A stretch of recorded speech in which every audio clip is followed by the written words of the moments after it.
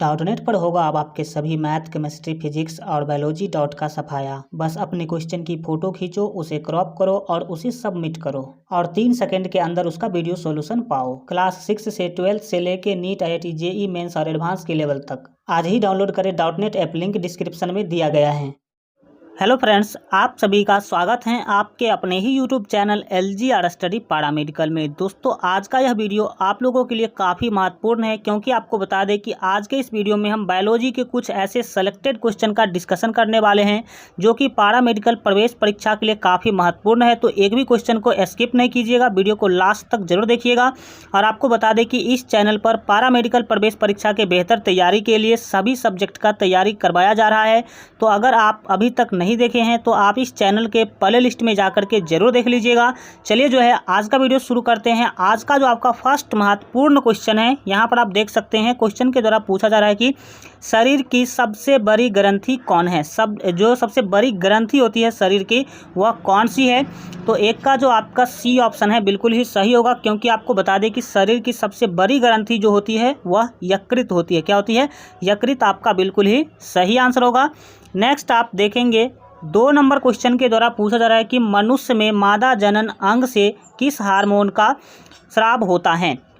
मादा जनन अंग से किस हार्मोन का स्राव होता है, यह आपको बताना है। तो 2 का सी ऑप्शन आपका जो है बिल्कुल ही यहाँ पर आपका सही होगा। याद रखेंगे, रिलैक्सिन यहाँ पर आपका बिल्कुल ही सही आंसर होगा। नेक्स्ट आप देखेंगे 3 नंबर महत्वपूर्ण क्वेश्चन के द्वारा आपसे पूछा जा रहा है कि मनुष्य में ऐच्छिक गतियों का नियंत्रण किसके द्वारा होता है। आपको बता दें कि मनुष्य में 2 प्रकार की गतियाँ होती है, एक होती है ऐच्छिक और एक होती है अनैच्छिक। अनैच्छिक गति में आप लोगों को पता होना चाहिए, जैसे कि हमारे जो है आँख के पिपनी का ऊपर नीचे होना, इसके बाद जो है छींक का आना, ये सभी के सभी जो है अनैच्छिक गति के अंतर्गत आता है। और ऐच्छिक गति जितने भी हम अपने इच्छा से करते हैं उस सभी गतियों को हम ऐच्छिक गति कहते हैं, जैसे कि चलना, लिखना, ये सभी के सभी जो है ऐच्छिक गति यानी कि ऐच्छिक क्रियाओं के अंतर्गत आता है। तो यहाँ पर आपको बताना है कि मनुष्य में ऐच्छिक गतियों का नियंत्रण जो है किसके द्वारा होता है। तो 3 का यहाँ पर आपका ए ऑप्शन बिल्कुल ही सही होगा। याद रखेंगे, सेरिब्रम के द्वारा जो है ऐच्छिक गतियों का नियंत्रण होता है। जो लोग अभी तक इस चैनल को सब्सक्राइब नहीं किए हैं तो इस वीडियो के नीचे लाल रंग का सब्सक्राइब का बटन दिख रहा होगा, उस पर क्लिक करके जो है चैनल को सब्सक्राइब कर लीजिएगा। बगल में घंटी का निशान आएगा, उस पर क्लिक करके ऑल पर सेलेक्ट कर लीजिएगा, ताकि आगे आने वाले सभी वीडियो का नोटिफिकेशन सबसे पहले आपको मिल सके। यहाँ आप देखेंगे 4 नंबर क्वेश्चन है, पूछा जा रहा है कि शरीर का तापक्रम कहाँ नियंत्रित होता है। बॉडी टेम्परेचर जो है किसके द्वारा और कहाँ पर जो है नियंत्रित किया जाता है, कंट्रोल किया जाता है, यह आपको बताना है। तो 4 का जो आपका सी जो ऑप्शन है बिल्कुल ही यहाँ पर आपका सही होगा। याद रखेंगे कि हाइपोथैलेमस के द्वारा जो है जो तापक्रम होता है उसको जो है कंट्रोल किया जाता है, नियंत्रित किया जाता है। नेक्स्ट आप देखेंगे 5 नंबर क्वेश्चन के द्वारा पूछा जा रहा है कि अमीबा में भोजन का अंतर ग्रहण किसके द्वारा होता है।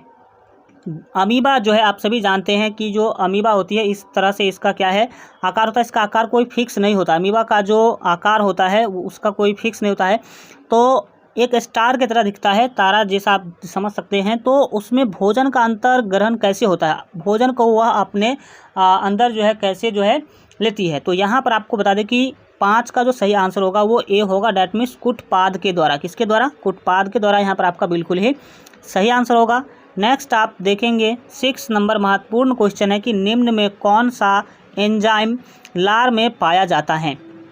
कौन सा एंजाइम जो है लार में पाया जाता है, यह आपको बताना है। तो 6 का जो यहाँ पर आपका बिल्कुल ही सही आंसर होगा वो आपका जो है सी होगा, डैट मीन्स आप याद रखेंगे कि टाइलिन नाम का जो एंजाइम है वो कहाँ पाया जाता है, तो लार में। नेक्स्ट आप 7 नंबर क्वेश्चन को देखेंगे। 7 नंबर क्वेश्चन के द्वारा पूछा है कि वह प्रक्रिया जिसके द्वारा मनुष्य श्वास ग्रहण करता है तथा छोड़ता है वह कौन सी प्रक्रिया है, कौन प्रोसेस है जिसके द्वारा हम क्या करते हैं, सांस लेते हैं और छोड़ते हैं। तो 7 का आपका जो बी ऑप्शन है बिल्कुल ही सही होगा। याद रखेंगे, सांस लेने और छोड़ने की प्रक्रिया को श्वासोच्छ्वास बोला जाता है। नेक्स्ट जो है आप देखेंगे 8 नंबर महत्वपूर्ण क्वेश्चन को पूछा जा रहा है कि ऊर्जा उत्पादन के लिए कोशिका प्रायः किसका उपयोग करती हैं। ऊर्जा उत्पादन के लिए कोशिका जो है प्रायः किसका उपयोग करती हैं, यह आपको बताना है। ठीक है, तो यहाँ पर आपका जो है 8 का जो बिल्कुल सही आंसर होगा वो बी होगा। डैट मीन्स आप याद रखेंगे ग्लूकोज का। किसका? ग्लूकोज यहाँ पर आपका बिल्कुल ही सही आंसर होगा। आगे बढ़ने से पहले आपको बता दें कि अगर पैरामेडिकल प्रवेश परीक्षा के बेहतर तैयारी के लिए आप जो है प्रीवियस ईयर का क्वेश्चन का PDF डाउनलोड करना चाहते हैं तो आप हमारे मोबाइल ऐप को डाउनलोड कर लीजिएगा। इस वीडियो के डिस्क्रिप्शन में लिंक है, उस पर आपको 2010 से लेकर के 2019-20 तक का जो है 2019 तक के सभी जितने भी क्वेश्चन पूछे गए हैं पैरामेडिकल प्रवेश परीक्षा में उस सभी का PDF आंसर के साथ आपको हमारे मोबाइल ऐप पर मिल जाएगा। तो अगर आप डाउनलोड करना चाहते हैं तो इस वीडियो के डिस्क्रिप्शन बॉक्स में आपको लिंक मिल जाएगा, वहाँ से ज़रूर जो मोबाइल ऐप डाउनलोड कर लीजिए। उस पर आपको सभी प्रीवियस ईयर क्वेश्चन का जो है PDF आंसर के साथ मिल जाएगा। नेक्स्ट आप देखेंगे 9 नंबर क्वेश्चन के द्वारा पूछा जा रहा है कि किस अभिक्रिया द्वारा पौधे में ऑक्सीजन बाहरी वातावरण से कोशिकाओं में पहुंचता है। तो 9 का जो आपका सही आंसर होगा वो यहाँ पर आपका जो है डी ऑप्शन बिल्कुल ही सही होगा। याद रखेंगे कि विसरण के द्वारा यहाँ पर आपका बिल्कुल ही सही आंसर होगा। विसरण के द्वारा जो है ऐसा होता है। नेक्स्ट आप 10 नंबर क्वेश्चन को देखिए। 10 नंबर क्वेश्चन के द्वारा पूछा जा रहा है कि श्वसन की अभिक्रिया में खाद्य पदार्थों की जो है परिणति क्या होती है। श्वसन की अभिक्रिया में खाद्य पदार्थ जो होते हैं उसका परिणति जो है क्या होता है। तो 10 का यहाँ पर आपका ए ऑप्शन सही होगा। याद रखेंगे कि वो विघटन होता है। जो भी खाद्य पदार्थ हैं उसका विघटन मतलब उसका टुकड़ों में बांटना होता है और वो पाचन की क्रिया में क्या करती हैं, भाग ले लेती हैं। ठीक है, नेक्स्ट आप देखेंगे 11 नंबर क्वेश्चन है कि खाद्य पदार्थों का पौधों में स्थानांतरण का मुख्य रूप कौन सा है। स्थानांतरण का मुख्य रूप जो है वह कौन सा है। तो 11 का सी ऑप्शन आप याद रखेंगे कि सुक्रोज किसके द्वारा क्या होती है मुख्य रूप, तो सुक्रोज यहाँ पर आपका बिल्कुल ही सही आंसर होगा। नेक्स्ट आपका 12 नंबर क्वेश्चन जो है काफ़ी महत्वपूर्ण है और बार बार इस टाइप के क्वेश्चन को पूछा गया है। 12 नंबर क्वेश्चन है कि एक स्वस्थ मनुष्य का रक्तचाप होता है। ब्लड प्रेशर आपको बताना है। रक्तचाप डेट मीन्स ब्लड प्रेशर का जो एक मानक रूप होता है स्वस्थ मनुष्य का वह कितना है। ठीक है, तो 12 का यहाँ पर आपका बी ऑप्शन याद रखेंगे 120/80। 120/80 ये जो है पारे का जो है होता है। ठीक है, नेक्स्ट आप देखेंगे जो 13 नंबर क्वेश्चन है पूछा जा रहा है कि मनुष्य के मस्तिष्क की सबसे बाहरी झिल्ली है। सबसे बाहरी झिल्ली कौन सी है। तो 13 का सी ऑप्शन आपका जो है सही होगा। याद रखेंगे ड्यूरामीटर जो है आपका बिल्कुल ही सही आंसर होगा। नेक्स्ट आप देखेंगे 14 नंबर क्वेश्चन को। 14 नंबर क्वेश्चन के द्वारा जो है यहाँ आपसे पूछा जा रहा है कि मनुष्य के सूंघने की क्षमता को नियंत्रित करता है। सूंघते हम जो किसी भी चीज़ का सेंट ले पाते हैं उसको कौन नियंत्रित करता है। तो आपको बता दें कि हमारे नाकों में घ्राणग्राही होता है जो सूंघने के लिए हमारे जो मस्तिष्क है उसको सूचना भेजती है। तो घ्राणग्राही ही हमारा सभी काम करते हैं सूंघने से संबंधित, तो उसको नियंत्रित भी वही करेगा। तो 14 का जो यहाँ पर आपका सही आंसर होगा वो बी होगा। याद रखेंगे घ्राणेंद्रिय पाली आपका बिल्कुल ही सही आंसर होगा। नेक्स्ट आप देखेंगे 15 नंबर क्वेश्चन को। 15 नंबर क्वेश्चन है कि मनुष्य में बुद्धि एवं चतुराई का केंद्र है। बुद्धि एवं चतुराई का केंद्र किसे हम मानते हैं मनुष्य में। तो 15 का यहाँ पर आपका सी ऑप्शन बिल्कुल ही सही होगा। याद रखेंगे सेरिब्रम को। किसको? सेरिब्रम जो है बुद्धि एवं चतुराई का केंद्र माना जाता है। नेक्स्ट आप 16 नंबर क्वेश्चन को देखेंगे। पूछा जा रहा है कि रक्त में ग्लूकोज की मात्रा नियंत्रित रहता है। किसके कारण ब्लड में ग्लूकोज की मात्रा जो है वो नियंत्रित रहता है। तो यहाँ पर 16 का आपका डी ऑप्शन सही होगा। याद रखेंगे कि इंसुलिन के कारण। किसके कारण? इंसुलिन के कारण जो है यहाँ पर ग्लूकोज की मात्रा जो है ब्लड में नियंत्रित रहती है। नेक्स्ट आप 17 नंबर क्वेश्चन को देखिए। पूछा जा रहा है कि ऑक्सीजन है। ऑक्सीजन एक क्या है। तो 17 का सी ऑप्शन आपका याद रखेंगे कि ऑक्सीजन एक क्या है। तो एंजाइम है। ऑक्सीजन एक क्या है? एंजाइम है। नेक्स्ट आप देखेंगे 18 नंबर क्वेश्चन है कि जैव प्रक्रम के अंतर्गत कौन आता है। तो जैव प्रक्रम के अंतर्गत आपको बता दें कि पोषण भी आता है, उत्सर्जन भी आता है, श्वसन भी आता है। तो यहाँ पर आपका डी ऑप्शन सही होगा सभी। और इसके अलावे भी बहुत सारे जैव प्रक्रम है जैसे जनन है, नियंत्रण एवं समन्वय है, वृद्धि है। ये सभी के सभी क्या हैं? जैव प्रक्रम है।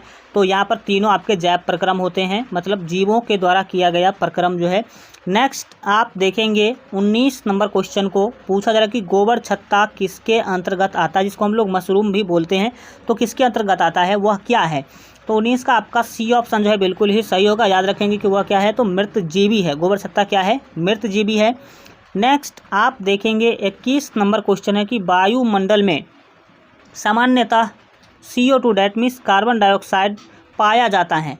कितना मात्रा में कार्बन डाइऑक्साइड पाया जाता है, तो आप याद रखेंगे कि वायुमंडल में कार्बन डाइऑक्साइड जो है वो 0.03% पाया जाता है। कितना, 0.03% ही मात्रा है कार्बन डाइऑक्साइड का। वहीं अगर बात किया जाए 78% जो है नाइट्रोजन होता है। क्या होता है, नाइट्रोजन। और 21% आपका ऑक्सीजन है। क्या है, ऑक्सीजन है, याद रखेंगे, ठीक है। और 1% में अन्य गैस आते हैं जिसमें कार्बन का मात्रा 0.03% जो है हमारे वायुमंडल में। नेक्स्ट आप 21 नंबर क्वेश्चन को देखिए। पूछा जा रहा है कि छाया में पनपने वाले पौधों को क्या कहते हैं। आप सभी जानते हैं कि बहुत सारे पौधे छाया में भी हो जाते हैं, छाया में भी वो जीवित रहते हैं, तो उसको हम लोग क्या कहते हैं। तो 21 का यहाँ पर आपका सी ऑप्शन सही होगा। याद रखेंगे, उसको सियोकाइटस बोलते हैं। क्या बोलते हैं, सियोकाइटस आपका बिल्कुल ही सही आंसर होगा। नेक्स्ट आप 22 नंबर क्वेश्चन को देखेंगे। 22 नंबर क्वेश्चन के द्वारा पूछा जाए कि मनुष्य में मुख्य श्वसन अंग क्या है, मतलब मनुष्य जो है सांस किस अंग से लेती है, तो फेफड़ा आपका बिल्कुल ही सही आंसर होगा। नेक्स्ट जो है आप 23 नंबर क्वेश्चन को देखेंगे। पूछा जा रहा है कि निम्न में कौन सी बीमारी श्वसन तंत्र से संबंधित है। कौन सी बीमारी श्वसन तंत्र से संबंधित है, तो यहाँ पर 23 का जो आपका सही आंसर होगा 23 नंबर का आपका डी ऑप्शन सही होगा। जो बी और सी दोनों है, क्योंकि टीबी हो या फिर निमोनिया हो, दोनों के दोनों श्वसन तंत्र से संबंधित बीमारी है।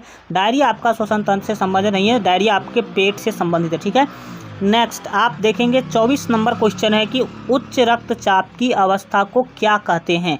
उच्च रक्तचाप की अवस्था को क्या कहते हैं, तो 24 का सी ऑप्शन आपका सही होगा। इसको कहते हैं हाइपरटेंशन। क्या कहते हैं, हाइपरटेंशन कहते हैं।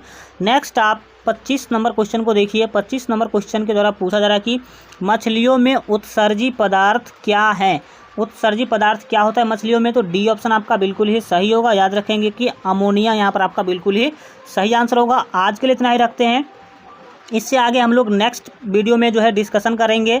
तो आप लोग अगर अभी तक चैनल को सब्सक्राइब नहीं किए हैं तो वीडियो के नीचे लाल रंग का सब्सक्राइब का बटन दिख रहा होगा, उस पर क्लिक करके चैनल को सब्सक्राइब कर लीजिए। बगल में घंटी का निशान आएगा, उस पर क्लिक करके ऑल पर सेलेक्ट कर लीजिएगा। और आपको बता दें कि पैरा मेडिकल प्रवेश परीक्षा के बेहतर तैयारी के लिए अगर अभी तक आप हमारे मोबाइल ऐप को डाउनलोड नहीं किए हैं तो इस वीडियो के डिस्क्रिप्शन बॉक्स में आपको हमारे मोबाइल ऐप का लिंक मिल जाएगा, जिस पर आपको जो है सभी सब्जेक्ट का चैप्टर वाइज जो है महत्वपूर्ण क्वेश्चन का PDF आपको वहां पर मिलेगा।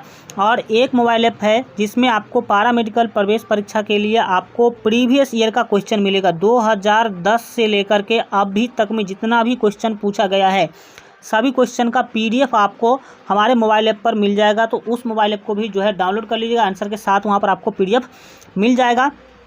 चलिए मिलते हैं अगले वीडियो में, तब तक अपना ख्याल रखिए और LJR स्टडी देखते रहिए।